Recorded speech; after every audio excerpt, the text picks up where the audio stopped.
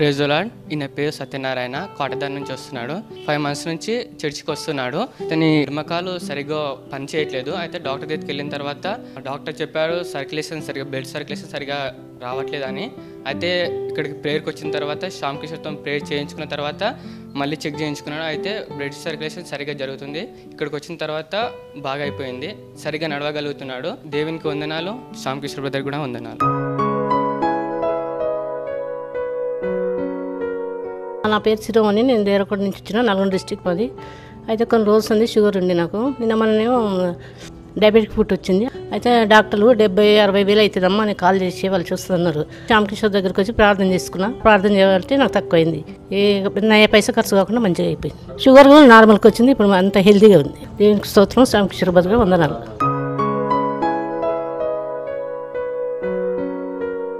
నా పేరు అనిత, మేము బాలాజీనగర్ నుండి వస్తున్నాం. తను మా చెల్లెలు సరిత. తనకి గొంతులో గడ్డలు అయినాయి చిన్నప్పటి నుంచి, 10 years నుండి.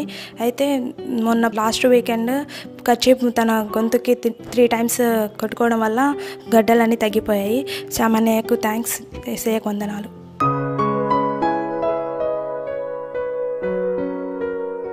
దేవుని నామానికి స్తోత్రం. మాది ఉయ్యూరు మండలం ఏరవల్లి గ్రామం. మేము 4 సంవత్సరాలు అయింది దేవుణ్ణి నమ్ముకుని. నాకు 10 సంవత్సరాల నుంచి షుగర్, బీపీ, ఆయాసం. శ్యామ్ కిషోర్ గారి వాక్యం రోజు నేను ఇంట్లో టీవీలో చూస్తున్నాను. మా అమ్మాయి వచ్చి తీసుకొచ్చింది ఇక్కడికి. నేను వచ్చేటప్పుడు మందులు, నేను ఆడుకునే మందులు ఇక్కడ ఉంటాయో ఉండబోదని నెలకు సరిపడగా మందులు కొనుక్కొని ఒక బాక్స్లో వేసుకుని తెచ్చుకునేటప్పుడు బస్సులో అయిపోయినాయి కనపడలా. ఇంటికి వెళ్ళి వెళ్ళేసుకున్నామంటే బాక్స్ లేదు. సరే, ఇక్కడ ఆ మందులు ఇక్కడ దొరకవు. 1 వారం వచ్చాను, ఫస్ట్ వారం. 2వ వారం వచ్చినప్పుడు నేను వెళ్ళేసుకోవట్లేదు కదా, నిబంధన చేసుకున్నా దేవుడితో. అయ్యా, నా మందులు బాక్స్ పోయింది, నేను షుగర్, బీపీ, ఆయాసంతో బాధపడుతున్నాను. మరి నువ్వు అందరికీ స్వస్థత ఇస్తున్నావు కదా, ఎన్ని రోగాలైనా ఎన్నైనా నువ్వు తీసేస్తున్నావు, అట్లాగే నాకు కూడా నా షుగర్, బీపీ, ఆయాసాన్ని తీసి నీకు సాక్షిగా నిలబెట్టుకొని అయినా అని నేను అనుకున్నప్పుడు మళ్ళీ వారం రోజులకి వెళ్ళి బ్లడ్ పరీక్ష చేయించుకుంటే నార్మల్ రిపోర్ట్ వచ్చింది, బెడ్ బీపీను. 10 సంవత్సరాల నుంచి ఉన్న బీపీ షుగరు బిళ్ళలేకోకుండా నాకు నార్మల్ రిపోర్ట్ వచ్చింది. శ్యామ్ కిషోర్ గారికి వందనాలు. సంఖ్యాకాండము 16వ అధ్యాయము 39 నుంచి 50 వచనం వరకు చదువుకుందామండి. Numbers chapter 16 verse 39 to 50. సంఖ్యాకాండము 16వ అధ్యాయము 39 నుంచి 50 వరకు. అహరోను సంతాన సంబంధి కాని అన్యుడెవడును యెహోవా సన్నిధిని ధూపము అర్పింప సమీపించి కోరహు వలెను అతని సమాజము వలెను కాకుండానట్లు ఇశ్రాయేలీయులకు జ్ఞాపక సూచనగా ఉండుటకై యాజకుడైన ఎలియాజరు కాల్చబడిన వారు అర్పించిన ఇత్తడి ధూపార్తులను తీసి యెహోవా మోషే ద్వారా తనతో చెప్పినట్లు వాటితో బలిపీఠమునకు కప్పుగా వెడల్పైన రేకులు చేయించెను. మరునాడు ఇశ్రాయేలీల సర్వసమాజము మోషే అహరోనులకు విరోధముగా సనుగుచు, మీరు యెహోవా ప్రజలను చంపితిరి అని చెప్పి సమాజము మోషే అహరోనులకు విరోధముగా కూడెను. ఇక్కడ దేవుడు తన యొక్క మందసం వద్దకి ఎవరూ రాకూడదు, కొంతమందే రావాలా అని ఒక నిబంధన పెట్టాడు ఇజ్రాయేలీల టైంలో. అంటే ఎవరు పడితే వారు వెలిగించడానికి, ఆ మందసం వద్దకు రావడానికి, ఆ మందసం పరిచర్య చేయడానికి అర్హులు కారు. ఆ సమయంలో మరి దేవుడు కొంతమందిని అభిషేకించాడనమాట. ఎవరికి ఇచ్చాడంటే ఈ మందసములో ముఖ్యమైన పనులు చేయడానికి అహరోను సంతతికి ఇచ్చాడు. ఆ గిన్నెలు అవన్నీ కూడా సరిచేసి సామానం సర్దడానికి లేవీలకు అధికారం ఇచ్చాడు. వీళ్ళు తప్పితే ఎవరు ఆ మందసం దగ్గరికి వెళ్ళడానికి వీలు లేదు.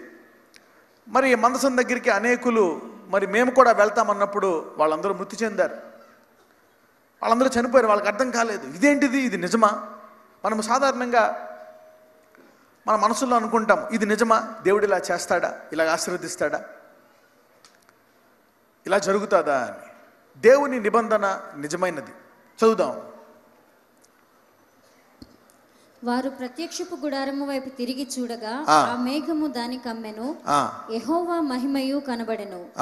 మోషే అహరోనులు ప్రత్యక్షపు గుడారము ఎదుటికి రాగా, యెహోవా, మీరు ఈ సమాజము మధ్య నుండి తొలగిపోవుడి, క్షణములో నేను వారిని నశింపచేయుదునని మోషేకు సెలవీయగా వారు సాగిలపడిరి. ఆగండి. అప్పుడు కొంతమంది చనిపోయినప్పుడు వాళ్ళు మోషేకి మరి అహరోన్కి ఎదురు తిరుగుతారు. మీరేనా యాజకులు? మీకు మీరే హెచ్చించుకుంటున్నారు, మిమ్మల్ని మీరే మరి గొప్పగా చేసుకుంటున్నారు, ఇది కాదు అని ఎవరైతే ఎదురు తిరిగిన వాళ్ళు చనిపోతారు. వాళ్ళు చనిపోయిన తర్వాత ఏమవుతుంది? సమాజం అంతా మొత్తం అందరూ ఎదురు తిరిగి మీరు వీళ్ళని చంపేశారు అని చెప్పి మోషే అహరోను మీద వాళ్ళు కోప్పడినప్పుడు దేవుడు చెప్తాడు, మోషే అహరోను పక్కకు తప్పుకో, నేను వాళ్ళందరినీ ఒకేసారి నశింపజేస్తానంటాడు. చదువు. క్షణములో నేను వారిని నశింపచేయుదునని మోషేకు సెలవీయగా వారు సాగిలపడిరి.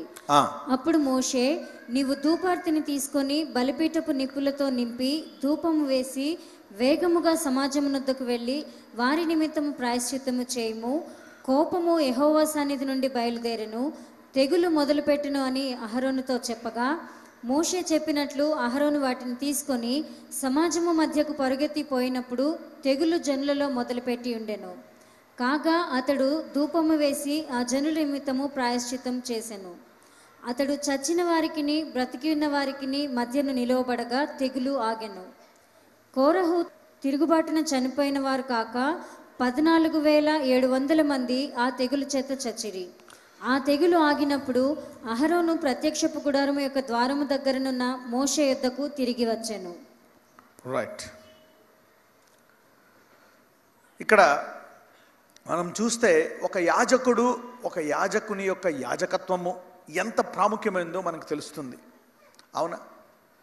ఇక్కడ ఒక తెగులు బయలుదేరి అనేక మందిని చంపేస్తున్నప్పుడు మోషే చెప్తాడు, అహరోను లెగు, తొందరగా ధూపము తీసుకొని మరి ఆ మందసం వద్దకు వెళ్ళి ధూపం వేయి. అవునా? ఆ ధూపం వేసి మళ్ళా వెళ్ళి మధ్యలో నుంచున్నప్పుడు ఏమైపోయిందండి? తెగులు ఆగిపోయింది. మరి దేవుని యొక్క మందసము నిజము, ఆ మందసము యొక్క శక్తి నిజము, యాజకత్వము నిజము. మరి ఇది పాత నిబంధన. అయితే కొత్త నిబంధనలో యేసుని ఎవరైతే అంగీకరించారో వారందరూ దేవుని కుమారులగుటకు అధికారం ఇవ్వబడ్డది. యోహాను సువార్త 1వ అధ్యాయం 12వ వచనం. తన్ను ఎందరు అంగీకరించిరో వారికందరికీ, అనగా తన నామమునందు విశ్వాసముంచిన వారికి దేవుని పిల్లలగుటకు ఆయన అధికారము అనుగ్రహించారు. రైట్. ఇప్పుడు దేవుని పిల్లలగడానికి మరి దేవుడు అధికారం ఇచ్చాడంట. అయితే ఎవరైతే యేసుని నమ్మారో వారెవరంట? దేవుని పిల్లలు. మరి అసలు వీళ్ళకి ఇప్పుడు ఇదొక పరలోక యాజకత్వం. అవునా? అంటే నీవు దేవుని కుమారుడు అంటే పరలోకానికి ఇప్పుడు ఆ రోజుల్లో కొంతమందికి ఇవ్వబడ్డది. ఈరోజు యేసుని నమ్మిన ప్రతి ఒక్కళ్ళు ఎవరు? ఒక దేవుని కుమారుడే, డైరెక్ట్ కొడుకే. అప్పుడు యాజకుడు కూడా కొడుకుతో సమానం కాదు. యాజకుడు కంటే మరి కొడుకు చాలా అత్యున్నతమైనటువంటి మరి శక్తి కలిగిన వాడు.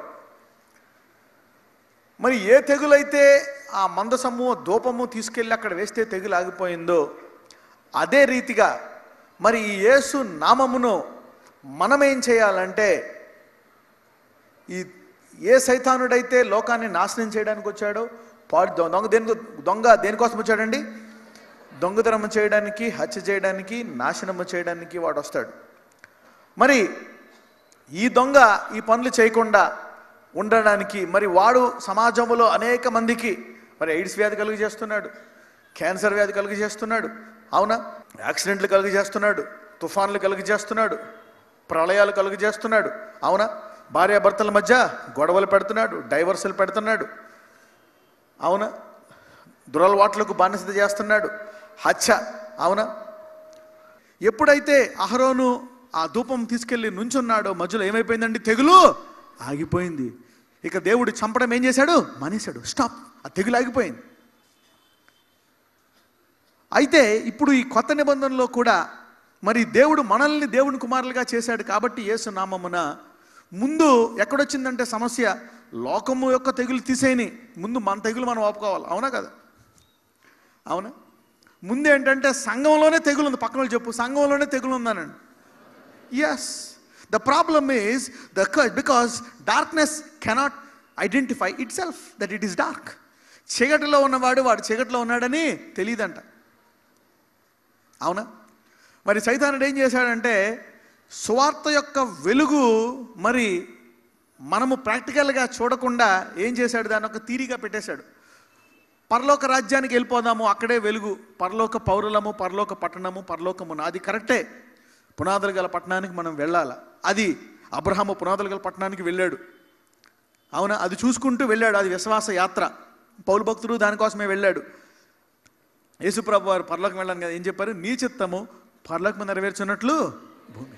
సో యేసుప్రభు వారు పరలోకాన్ని భూమి మీద రుచి చూసే అనుభవాన్ని ఆయన మనకు చూపించాలనుకుంటున్నారు. హల్లెలూయా. He doesn't want us to go to heaven. He wants us to experience heaven on earth and then go to heaven. Hallelujah. అవునా? ఇప్పుడు పరలోకాన్ని భూమి మీద రుచి చూసి అప్పుడు పరలోకానికి వెళ్ళాలి. ఎంతమంది డైరెక్ట్ రుచి చూడకుండా వెళ్ళిపోదాం అనుకుంటున్నారా? రుచి చూసి వెళ్ళిపోదాం అనుకుంటున్నారా? ఎంతమంది రుచి చూడకుండా పరలోకానికి వెళ్ళిపోదాం అనుకుంటున్నారు? చూసారా? అంటే చూసారా, ఒక్క మాట చూసారా, జ్ఞానము అనండి. మీకు జ్ఞానం పెరిగే కొలది బైబిల్లో మీకు బైబిల్ తెలుసు, వాక్యం తెలుసు, కానీ జ్ఞానం పెరిగే కొలది ఏమవుతుందంటే మీకు మీ బిహేవియర్ మారుతుందా లేదా? రైట్. మీ మాటల్లో, మీ ప్రార్థనలో మారుతుందా లేదా? Your behaviour, your ways change. The more revolution you get, you keep changing your thinking, your knowledge. నీ మాటలన్నీ మారిపోతాయి. భూమి మీద పరలోక రాజ్యం యొక్క రుచి చూసి అప్పుడు పరలోకానికి వెళ్ళాలి. హల్లెలూయా. అవునా? అలాగే ఇప్పుడు పరలోకం ఏంటో తెలియదు, ఎలాగుంటుందో మనకు తెలుసు. రుచి చూసారా? చూడలేదు. నమ్ముతున్నావు, రుచి చూడాలి. అందుకని అంటాడు, నేను దేవుడని నీవేం చూసి తెలుసుకోవాలంట? రుచి చూసి. కరెక్టే, విశ్వాసం ఉంది, కరెక్టే. చూసి వెళ్ళిపోవాలా? విశ్వాసం ఏంటి? లేని వాటిని ఉన్నవాడికి పిలుస్తుంది. వాటిని చూసి వెళ్ళిపోవాలా? రుచి చూసి వెళ్ళాలా? రుచి చూడకుండా కూడా వెళ్ళిపోవచ్చు పరలోకానికి. కరెక్టే, విశ్వాసంతో వెళ్ళిపోతావు. కానీ విశ్వాసం ఏం చేస్తుంది? రుచి చూపిస్తుంది కూడా. Faith is also will show you the taste of haven on this earth. So ఈ తెగులు మరి అహరోను ఒక ధూపము. అవునా? దాన్ని ఏమంటారు? సాంబ్రాణిలాగా అంటారు కదా. మనం ఏదో పట్టుకొని ధూపం, ఒక బొగ్గులు దాని మీద ఏదో జల్లితే అలా వస్తుంది. ఇలాగా ఒక ధూపం వేస్తేనే, ఒక అభిషేకింపబడిన యాజకుడు ధూపం వేస్తేనే తెగులు ఏమైపోయిందంట? ఆగిపోయింది. మరి త్రియేక దేవునిలో ఒకడైనటువంటి పరిశుద్ధాత్ముడు వచ్చి నీలో ఉంటుండగా, అవునా, నీవు ఈ తెగులను ఆపాలా లేదా? ఈ భూలోకములో ఆపాలా? So you have a responsibility to stop this plague. ఒక పొగ వేస్తే, ఒక అభిషేకింపబడిన వాడు ఒక పొగ వేస్తే మరణము ఆగిపోయింది. Death has been suspended. మరణం ఆగిపోయిందంట ధూపం వేస్తేనే. మరి యేసును నమ్మి, అంటే యేసును నమ్మడం చాలా చీప్ కాదు. ఆయన యేసుని ఎలా ఇచ్చా? డైరెక్ట్గా ఇవ్వలేదు. సిలువలో రక్తము కార్చి మరణించి చేల్చబడి నీకు ఇచ్చాడు. హల్లెలూయా. చేల్చబడి నీకు ఇచ్చాడు. దాని ద్వారా మన పాత పాపాలు, ప్రస్తుత పాపాలు, చేయబోయే పాపాలు ఏమయ్యాయి? ఇది చాలా ఇంపార్టెంట్. పాత పాపాలు క్షమించబడ్డాయి అనేది పాత నిబంధన. అవునా? కొత్త నిబంధన ఏంటి? పాత పాపాలు, ప్రస్తుత పాపాలు, చేయబోయే పాపాలు క్షమించేశాడు దేవుడు. అవునా? ఆయన దెబ్బల వలన మనకు స్వస్థత కలుగుతుంది. ఎంతమందికి తెలుసు? సరే, దించేయండి. ఇది సిలువ తర్వాత, సిలువ ముందా? మరి యేసు ప్రభు వారు సిలువకు ముందే స్వస్థపరిచారా లేదా? మరి ఇదేలాగా? మరి ఏమండి, ఆయన దెబ్బల ద్వారా స్వస్థత కదా. మరి ఆయన సిలువ తర్వాత దెబ్బలు తిన్నాడు. మరి సిలువకు ముందు దెబ్బలు తిన్నాడా? అయినప్పటికీ ప్రతి రోగాన్ని స్వస్థపరిచాడా? మరి ఇదేంటిది?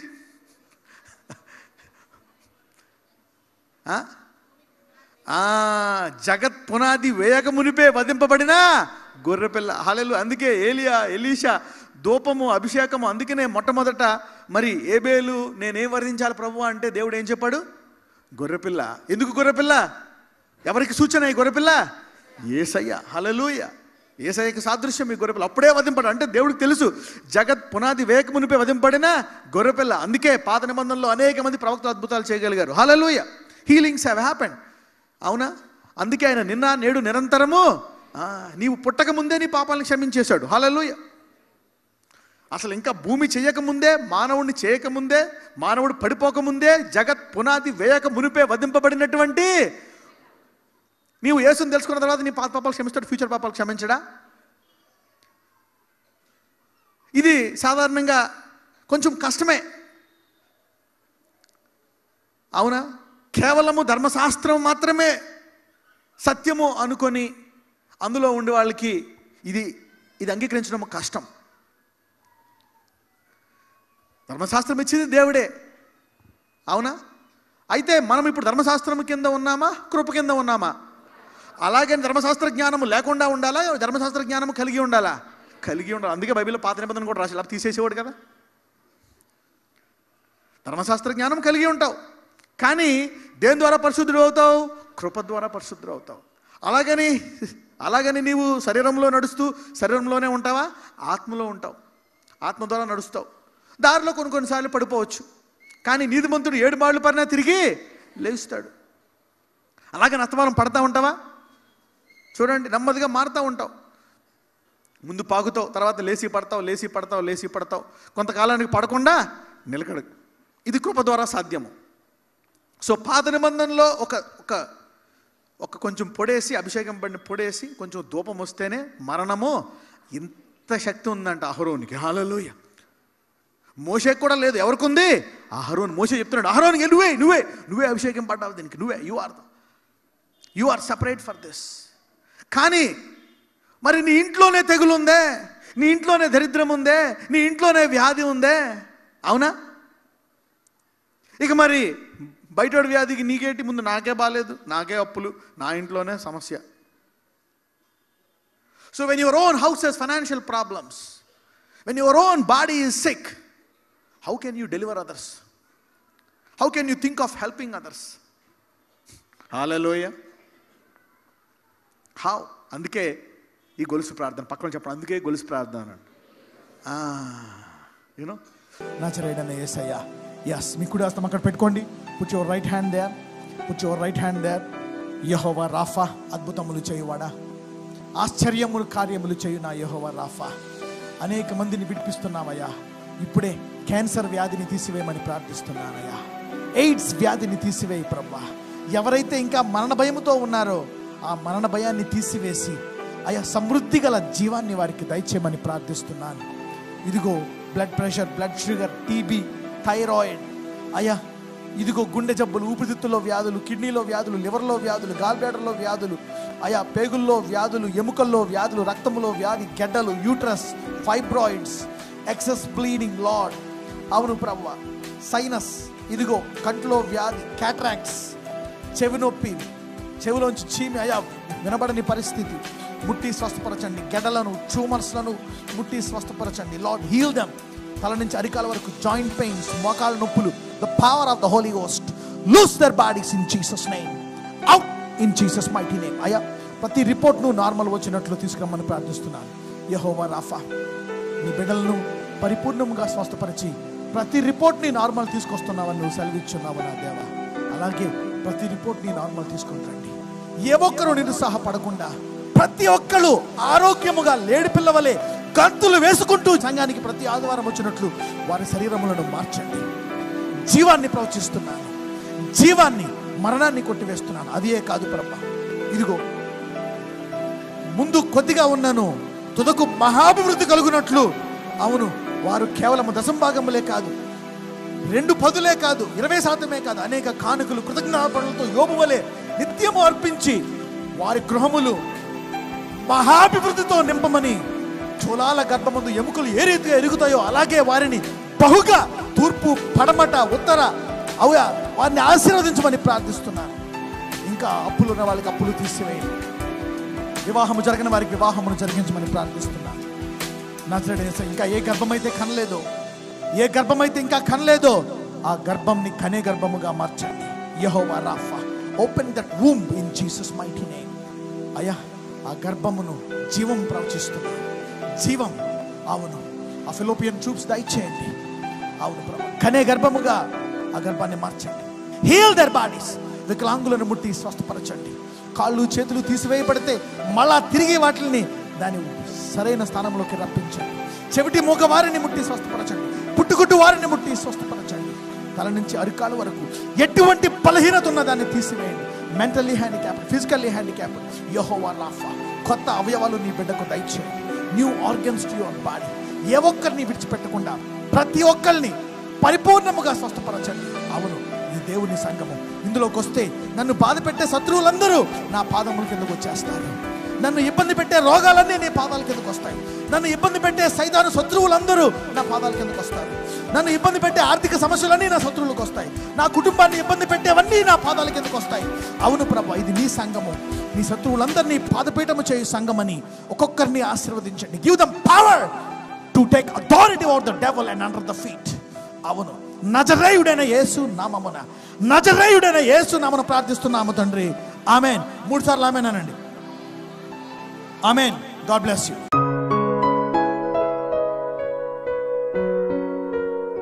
నా పేరు నోమేశ్వర్. అందరికీ కృపావందనాలు. నేను జేసీఎన్ఎంకు రావడం ద్వారా తాగుడు నుంచి విడుదల పొందాను. అయితే నేను 9th క్లాస్ నుంచి తాగేవాడిని. దగ్గర 8 years నుంచి నేను తాగుతున్నాను. నాది ఖమ్మం డిస్టిక్ ఎల్లందు. అక్కడి నుంచి నేను దేవుని ప్రార్థించడం ద్వారా నాకు దేవుడు మళ్ళీ నన్ను ఈ సంఘానికి పట్టుకొచ్చాడు. నేను ఫస్ట్ టైం శ్యామ్ కిషోర్ అన్న మెసేజ్ వినగానే నేను అట్రాక్ట్ అయ్యాను. ఇక్కడ దేవుడు నిజంగా ఉన్నాడని నేను అప్పుడు నమ్మాను. అప్పటి నుంచి చర్చికి వస్తున్నాను. చర్చికి వచ్చిన 2nd monthలోనే నేను తాగడం మానేశాను. ఎందుకంటే నాకు అన్న మెసేజ్ విన్న తర్వాత, ఇక్కడ సాక్రమెంట్స్ తీసుకున్న తర్వాతకి నాకు తాగుడు మీద అసహ్యం వేసింది. Thank you Jesus, thank you JCNM, thank you Shyam Kishore brother.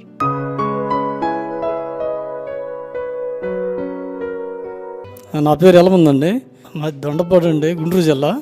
6 సంవత్సరాలు గుండె జబ్బు వచ్చి ఏసీలు పెట్టాలి. 2 సార్లు ఏసీలు పెట్టారు. 3వసారికి ఇక్కడ పాత్ర కొత్త నెలకి అనుకున్నాను. ఇక పల్లి రిపోర్ట్ తీసుకొని చూపించేళ్ళకి అవసరం లేదు, తగ్గిపోయింది అన్నారు. దేవుడికి వందనాలు.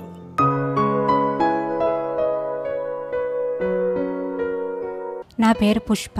మేము కాటదాను బృందావన కాలనీ నుంచి వస్తున్నాము. మా ఆయన పేరు నాగరాజు. మేము ఇక్కడ చర్చికి రాబట్టి 5 నెలలు అవుతుంది. మాకు పెండ్లై 16 సంవత్సరాలు అవుతుంది. చాలా హాస్పిటల్లో చూపించినాము, అయినా మాకు పిల్లలు కాలే. ఇక్కడికి వచ్చినాక 1 నెలకే కన్ఫర్మ్ అయింది ప్రెగ్నెన్సీ. ఇప్పుడు 3వ నెల. దేవునికి వందనాలు, శ్యామ్ కిషోర్ అన్నకి వందనాలు. ప్రతి ఆదివారం మా ఆరాధన మరియు స్వస్థత ప్రార్థనలు. మా మొదటి తెలుగు ఆరాధన క్రిస్టల్ గార్డెన్స్ మెహదీపట్నంలో ఉదయం 7 గంటల నుండి 9 గంటల వరకు. మా చిరునామా crystal gardens, PVNR flyover, pillar number 86 ప్రక్కన, మెహదీపట్నం, హైదరాబాద్.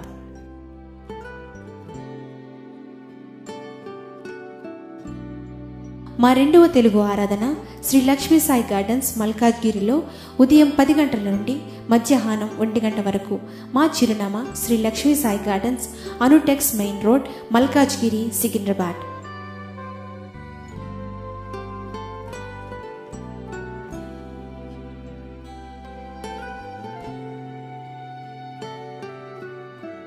మా మూడవ తెలుగు ఆరాధన విబిఆర్ గార్డెన్స్ అల్వాల్లో సాయంత్రం 6 గంటల నుండి 8 గంటల వరకు. మా చిరునామా విబిఆర్ గార్డెన్స్, ఇందిరాగాంధీ విగ్రహం వెనుక వీధిలో, ఓల్డ్ అల్వాల్, సికింద్రాబాద్.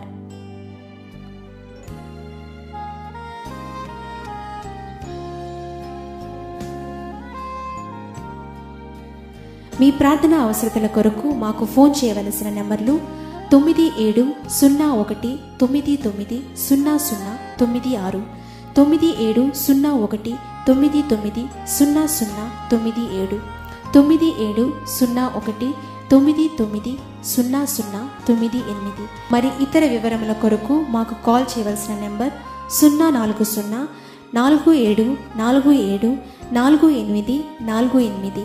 మా వెబ్సైట్ www.jcnm.org.